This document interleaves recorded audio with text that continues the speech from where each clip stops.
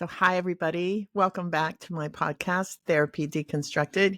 And wow, this episode, I am so excited. We've been talking about doing this for a while. Finally, I have my guest here today, and it is Jen Schwytzer. And Jen is a social worker and a coach. And well, first of all, welcome. Thank you. Thank you, Dr. Bonnie. I'm so excited to be here. I'm so happy you're here. Those of you who are listening and heard me banging on about going to Costa Rica and my life-changing experience there will understand why Jen's so important to me, because I met Jen there. And she was part of Jennifer Dawn coaching, and she was part of the whole program there. But then I got to spend some more time with her a few weeks ago in Sedona. And I think that's sort of, if it wasn't already solidified, it was solidified there.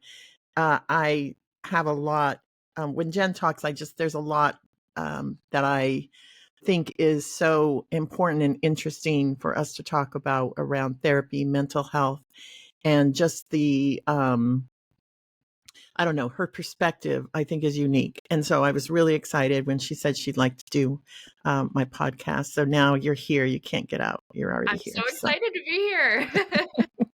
So first of all, yeah, so we met in Costa Rica. You're a coach and you work for Jennifer, but you also have your own business. Is that Yes. correct? And Yes. what's that? What's that? I have a business called Kindfulness Coaching, and I coach women around anxiety, burnout, stress, overwhelm. And I help women go from the chaos of life to a more calm, productive life and career.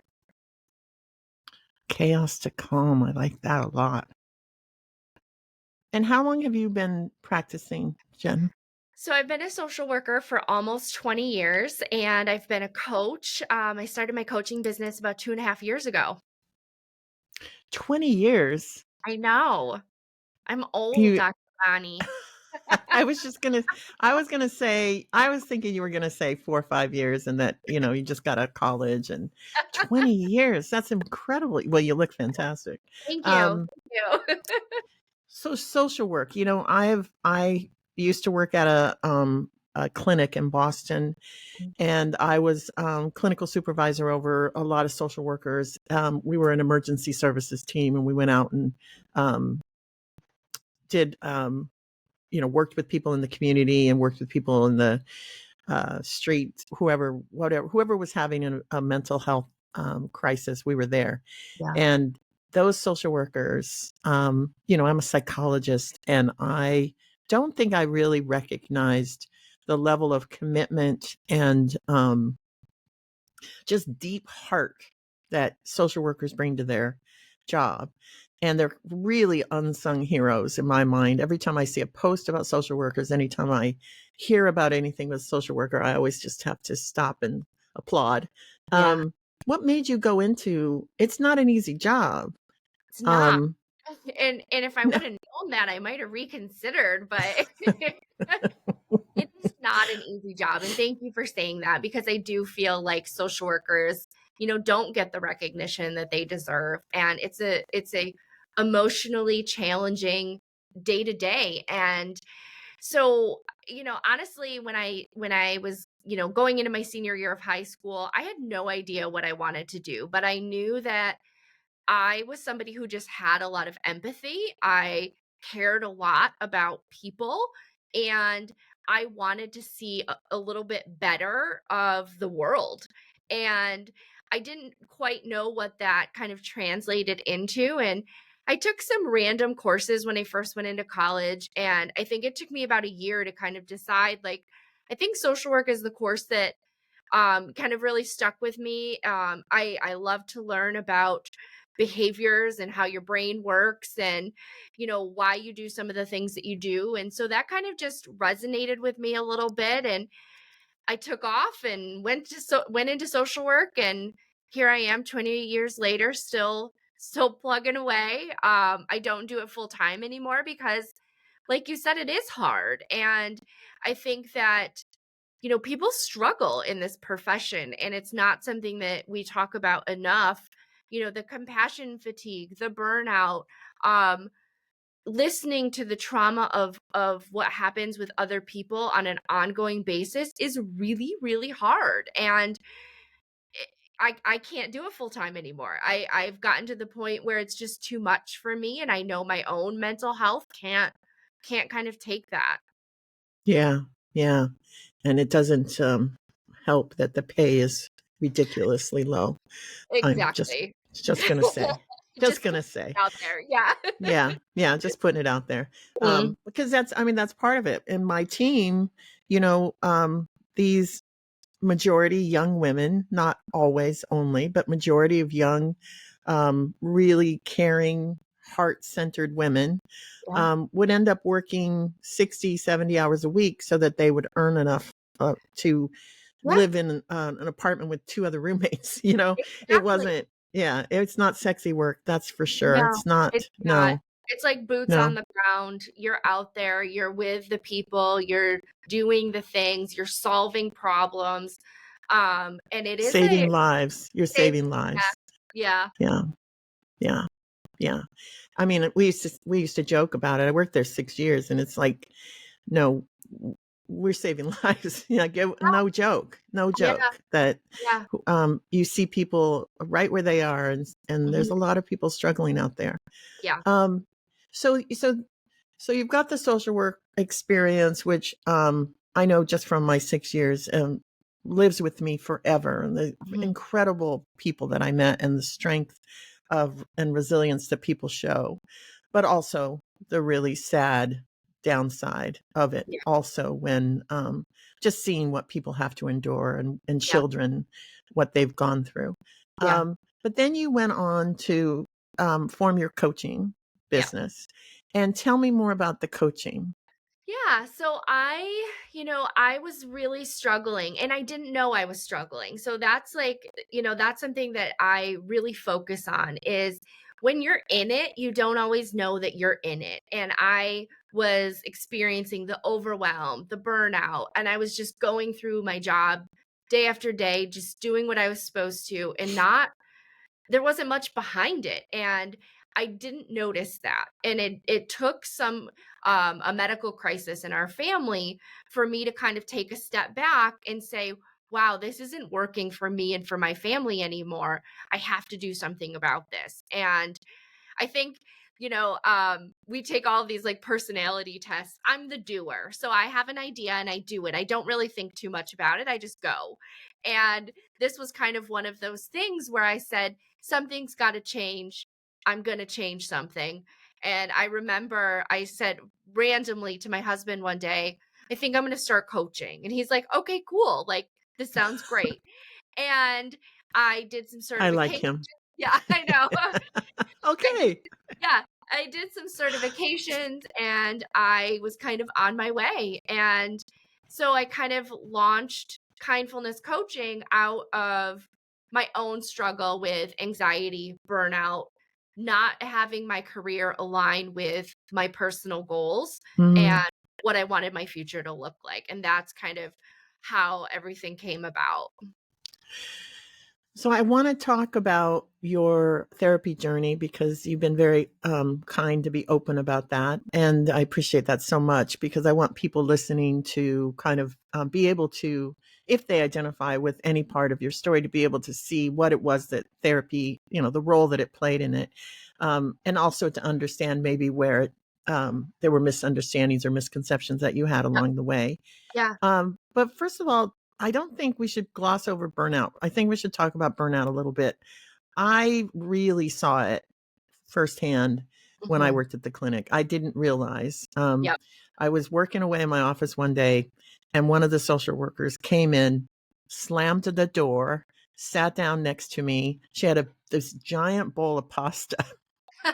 And she said, I quit. I can't do this anymore. And started to sob, and then just compulsively eat her pasta. There was a lot happening in that second. I was like, okay, door slammed, crying, eating pasta. What's happening? Um, and, you know, she was my first experience of just, I mean, that was extreme. She had Mhm, pushed herself to her limit. mhm. And the burnout, was exhibiting in her. She was angry, she Mhm. was frustrated, she was sad, she felt underappreciated, Mhm. and she just was done. And Yeah. so I then went on to have that experience, not exactly the slamming door and the pasta Possibly. eating for the whole time, but I had a lot of experience of working with people, and I began to see the warning signs. Yes. I began to see when people were um, frustrated, or they would, something that ordinarily they could just sort of gloss over, the copy machine jammed, and then Yeah. just this real fierce kind of spike of Yeah. anger, or spike of tears, Yep. or um, sleeping but never feeling rested, always tired, just getting into arguments in their home life, not feeling connected, as you were just saying. Yeah. Uh, so how did you experience it? And then what did you do about it? Yeah. So I think the warning signs are generally always there, and we ignore them and we push them away. And for me, my warning signs were like resentment, like that it's Monday. I hate my job. I don't want to go in. I Mm, would, sit in the office with my office mate, and we would just complain all day, and we would talk about how we weren't happy. We would cry together, we would get mad together, we would be sad together.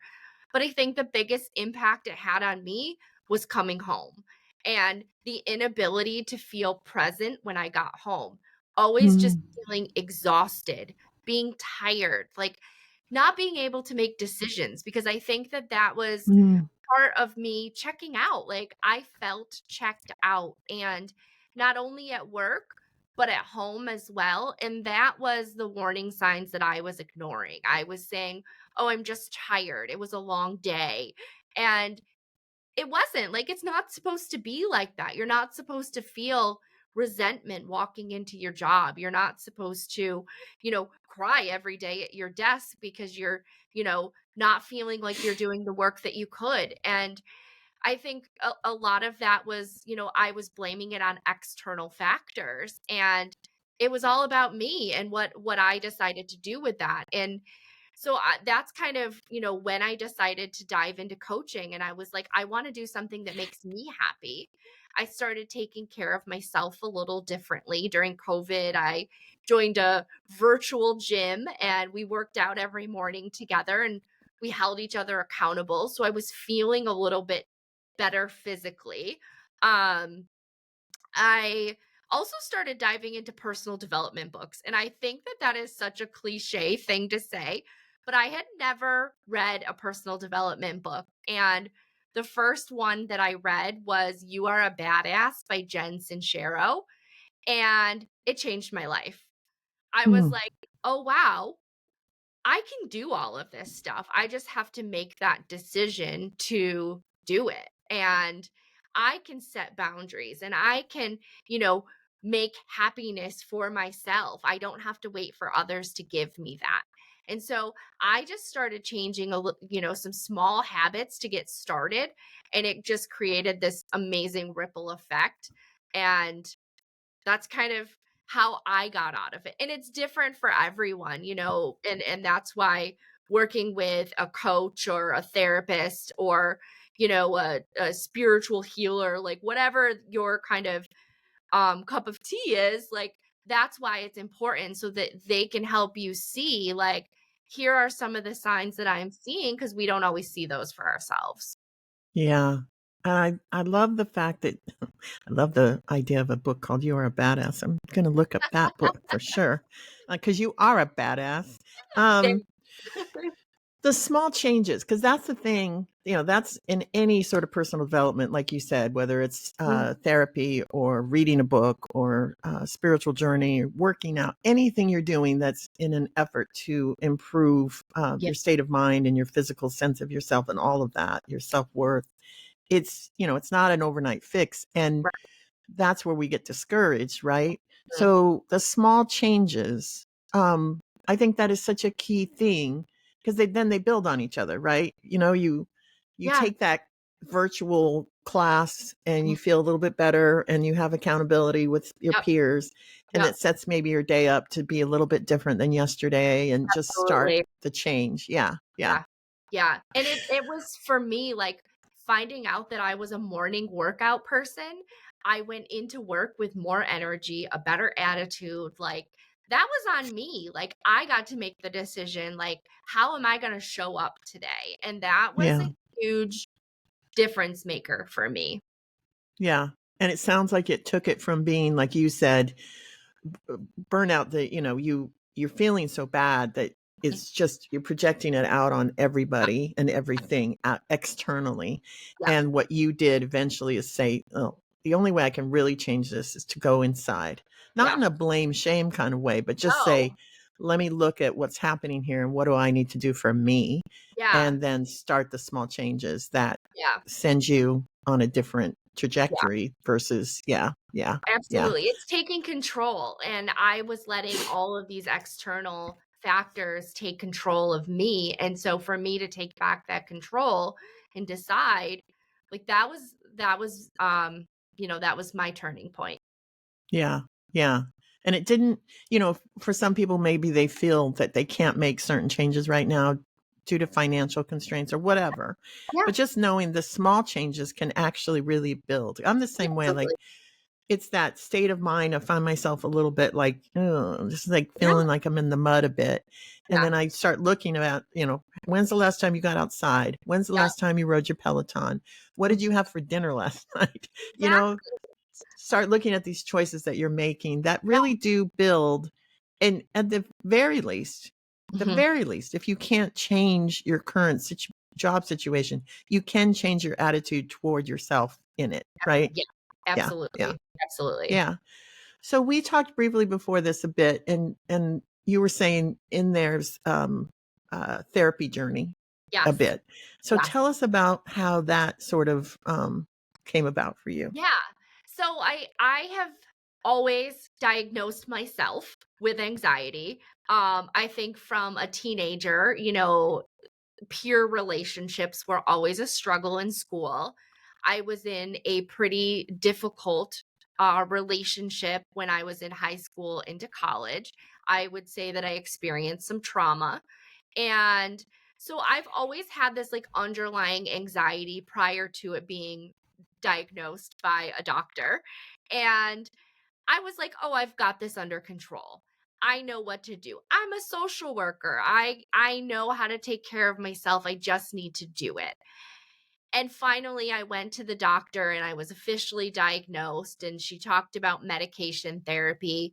And she said, "I also want you to see our social worker here at the doctor's office." And I was like, okay. Like, I went in with this mindset where I didn't want to do it. And I felt like, okay, well, I have to do this because now my doctor says I have anxiety. And all of these thoughts were going through. My anxiety was causing more anxiety. And it was just a spiraling. So I went and I saw this social worker and I thought, I know better than her. I know everything that I need to do. I know that I've had, some trauma in my past. I know that I have this long-standing anxiety. I know all this. She's not going to tell me anything I didn't know. And I went in with that attitude and I got nothing from it. I didn't really Mm, feel a connection to my therapist, well, to the social worker at the time. I saw her once and I never went back. And from there on, I said, therapy is not for me. It's not going to work. I don't, I don't need it. I don't want it. And I had this experience that it wasn't great. And I made it that way. And I know that now looking back. And then about almost 4 years ago, my husband and I were going through a lot of changes in our marriage. We were struggling with, he went into heart failure. mm, He was struggling with his health and his mental health at the time. Um we had just found out that we weren't able to have our own children biologically. My job was all over the place. I was in this state of burnout. I had recently moved, so I was away from all of my support people. I had a lot going on. And I remember this incident so well because it was my husband's opportunity to say, you need help. And I was like, Mm. okay. I remember we were at a wedding. My anxiety got so high. I lashed out at my husband. I lashed out at his brother. And we got home and he said, you need more support than what I can give you. And I said, you're right. And I found another therapist. I found a new therapist. I did my research. I was like, who can I connect with? I'm reading bios like I'm interviewing for a job basically. And I went into this, and this was 4 years ago, and it was the most amazing decision I've ever made because I went in there with a new attitude. I went in there with somebody that I connect with and I trust, and I still work with her today, and she's somebody that got me through, like, the darkest times in my life and helped me to kind of reestablish my identity, who I was, um, and what my worth was. And she's Mm. somebody that I attribute like much of my success, a lot of my relationship, where we are today is a result of the work that I've done in therapy. And so for me, it was like I needed to give it a chance and I needed to find somebody that I really connected with and that I had that relationship with to allow this to work for myself. And I mean, I don't know where I'd be without therapy today. Yay, therapy. Yay, Um, therapy. so interesting because I think that's probably a common experience for people, right? This idea that maybe they tried it once, maybe they didn't care for the person, maybe they had the attitude like you're talking about coming into it, sort of like, yeah, this isn't going to work. Yeah, Big shocker when it doesn't right, work because you, right, yeah, you make sure you set it up that way. Um, exactly. but but seriously, I mean, it's such. I always tell people when I do my, like a consult with people, just talking about Mhm. whether or not we're a good fit. I Yeah, always say, this is a very important relationship that you're entering into. And so like you were interviewing people, you were researching because it is a very important relationship. The relationship in therapy is, I believe, the most important because if you can begin to trust and in this relationship in a way that maybe you haven't in your, real life, yeah, um, that's where the change can really happen. So thank goodness you tried again. Can you imagine? You could have said, no, I tried that before. It didn't work. Not for yeah, me. yeah. Because I know a And lot of people say that.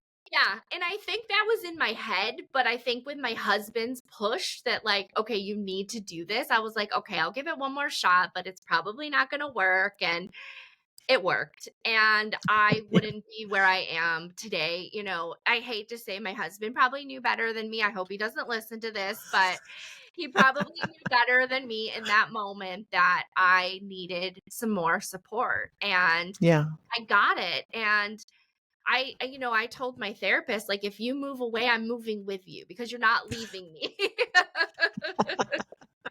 Well, thank goodness for Zoom now, right? You could Right, just follow right. her everywhere. Yeah. So, do you mind telling me, obviously I know therapy is it's a very private and important uh, relationship that, is just for you. Like, can you tell me in broad strokes, maybe, how did it change your life? Like, how did it help you begin to look at things a bit differently for yourself and understand how you brought Yeah. yourself to your life? Yeah. And I think the biggest thing that I've learned is I'm a control freak and I like everything done my way. I am my therapist calls me the manager in all of my life and the work that I do in my relationships and my friendships. I'm always the person doing, I'm always the person fixing. I'm always the person that wants to make everything better and just control all of the everything that goes on around me. And so part of my journey has been the idea of taking a step back and backing off and letting people make their own decisions and allowing my manager side to just take that step back. And Mm. that has completely changed the scope of my relationship, the biggest piece of it, because I'm one of those people that, oh, you took the garbage out wrong. Let me redo this. You didn't, clean the bathroom today. And just taking a step back and allowing things to happen at other people's pace rather than my pace, which is go, go, go, um, has really, really helped me mainly in my relationship. I still struggle with the control piece in my business. We're working through that. But with my relationship, that ability to just take a step back and allow things to happen that I don't control, man, that was hard. That's taken 4 years. Yeah. Yeah. Yeah. To all those managers out there that are listening, because I know they're out there. Yeah. Um, how was it that you were able to kind of, relinquish some control? Woo. Like what internal things were you Yeah. having to sort of work through? Yeah. Well, definitely feeling my anxiety lessen, so taking myself out of every decision that needed to be made and loosening up the grips of my business and my work life really had a direct impact on everything else as well because I wasn't so stressed and overwhelmed there. Um, but the ability to work through my own stress and take care of myself in a way that I wasn't before, but also understanding like where that came from.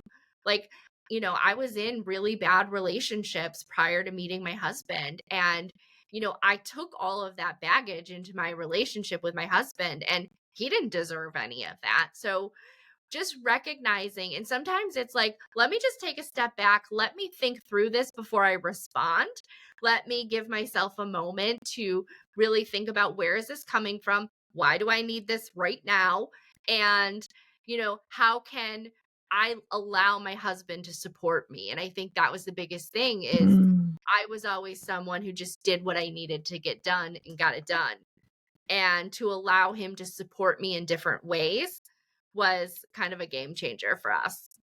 yeah. And you talk about previous experiences in your life and how it shaped then your attitude. And I Yeah. think that's what I love about therapy so much is that's tough to get to on your own, Yeah. if not impossible. That's Yeah. tough to get to kind of, you know, uh, step out of the day to day, step out of your head and look at how you think about yourself and how you then approach your life. And Yep. control Mhm. is obviously something the urge to control is there because of something. It's come Right. from somewhere Yep. where if I feel fear or anxiety, what can I do? Oh, I know, I'll control. So it's Yeah. like the Yep. grip on something even tighter, right? Yeah. Yeah. Do you think for you that therapy has the second time round? I realize that you like it and that you like your therapist. That's all wonderful. But how do you see it, for people out there just thinking, oh, I don't know, like, is it something I really need to work into my life? Because you said, I don't think I'd be where I am without it. Yeah. Is therapy really that special? I do think so. I do think so because I think everyone needs a safe space to be able to talk about whatever comes up for them and work through it in a different way. My husband is great and will listen to anything I have to say, but he doesn't have the ability to work through it with me and process it like somebody from an outside perspective. And I think sometimes you need that outside perspective to just get yourself in check. And I think that just having a safe space to be able to do that, I encourage everybody to do therapy, at least give it a try, because there's always conflict, there's always stress, there's always a dilemma that comes up that just having an outside perspective can make you look at things in a new way. And, I experienced that with some of the clients that I work with. Like, your attitude going into it changes everything. And so if you kind of work through like your mindset stuff and any blockages that you have, my husband's not going to work through that piece with me. I need a professional to be able to just see things in a different way. He's going to be like, oh, you're doing great, everything's fine, but I need some tough love sometimes, and sometimes I get that when I need it most. Yeah, I think that's really critical. People say, you see all the memes and jokes about, Mhm. I don't need therapy. I have wine. I don't need therapy. I have a good friend. I Right. don't need therapy. And I, I, I think I've written blogs about it, that goat yoga is great, but it's not going to help you get to these Yeah. things that are so buried and so they have become habitual because it's just Yep. the way that you work. And to be able to get in there and kind of clean house and decide what's working for you and what's not, Yeah. I think I completely agree with you. It takes somebody to be able to say, actually, Jen, you're thinking about this in a way that's got you trapped. A Yep. friend's not going to do that. A Right. friend's going to validate you and then say, me too, Right. that's Exactly. Oh, which I've experienced that, and here's what I did. And I'm like, well, that's not gonna work for me. But yeah, yeah, yeah, yeah, yeah, yeah. I love that. I love that it was important for you, but it sounds like it allowed you to kind of turn away from old patterned ways of thinking yes. to allow you to then make changes Yeah. and look at things differently. Yeah. It's no secret, I think, that any social worker probably has a bit of that urge to control in Mm, the best way I can yeah. say that word, only because it's in an effort to help. Yeah. But man, social workers do it all. It's not Yeah. like social workers provide therapy, but they also provide all kinds of resources and try to help people with their holistic life experience. And so, man, talk about feeding right into a control, wow, I get to do Exactly. all of that. Yeah. Yeah. You're Until you solving can't. every Yeah, and you're solving everyone's problems all day long, and so you just come home and you're in that mode of, "Well, I'm just gonna make everything happen right now," because it's just that go, go, go attitude, and it's just that is what kind of gets you in that cycle that'll lead you right to burnout. Yeah. Yeah. And also what's not in there is you taking care of you, right? It's Yeah, all giving away and yeah, there's no taking in because yeah.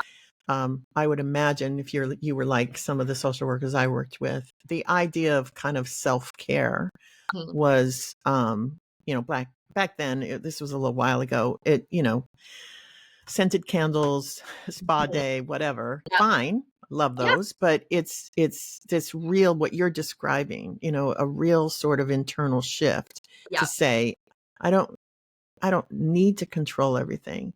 And in yeah. fact, I'm sure the anxiety was part of that because we all know you can't control anything really. Right, right, We can try, we can give right. it our best go, but in the end of the day, yeah, we're not really controlling anything Yeah. at all. So that constant effort to smooth everything out Mm, when things are, life is not smooth, and to be right. able to let go of that responsibility for that, Yeah, even the idea yeah, that you have to be that one. Yeah. yeah. Yeah.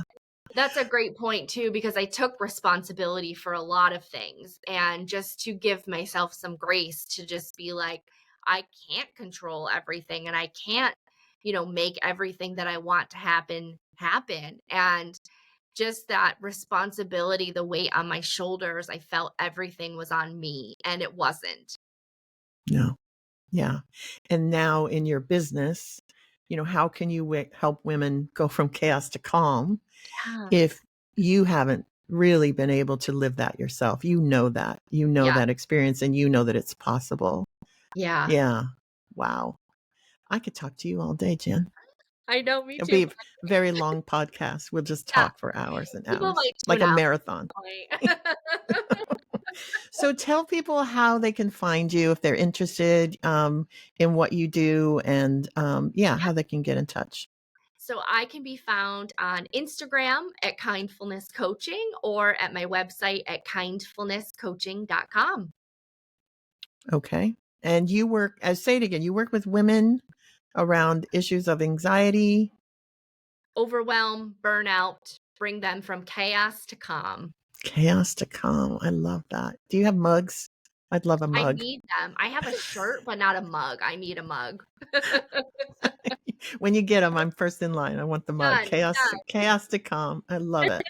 Thank you so, so much for talking to me. I just want to kind of summarize that I feel like there's so much in this episode But as far as, for Therapy Deconstructed and the idea of our, misunderstandings, misconceptions that lead to the stigma of mental health, I just really love your message about trying again, not being, closed to the idea, even though the first time it didn't work out, and then recognizing that your own attitude and your own perspective about it is in part maybe why it didn't go so well the first time. So just knowing that you're not going into therapy to just be told what to do.